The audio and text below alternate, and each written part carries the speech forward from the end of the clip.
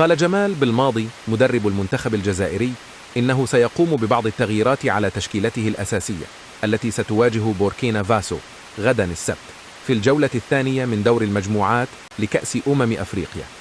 وأضاف بالماضي خلال المؤتمر التقديمي: غاضبون من التعادل مع أنجولا في الجولة الأولى، قدمنا مباراة جيدة لكن غابت عنا الفاعلية الهجومية. وتابعا: نسعى لزيادة التناغم بين اللاعبين فوق أرضية الميدان، ورغم أن توقيت المباراة سيء لكن هدفنا الفوز وحصد النقاط. ونوه: مواجهة بوركينا فاسو ستكون في غاية الصعوبة، خاصة بعد المستوى الذي ظهر به الأخير في مباراة موريتانيا.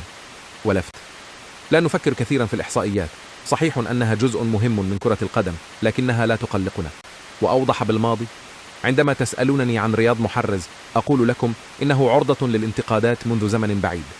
وشدد: محرز بطل أوروبا مع مانشستر سيتي ويقدم أفضل ما لديه مع المنتخب الوطني، لكنه دائما يتعرض للانتقادات. وأتم: من ينتقدون محرز معروفون في الجزائر، ولكن كل ما يفعلونه مجرد زوبعة فنجان، فنحن منشغلون بالعمل والانتقادات لا تؤثر علينا.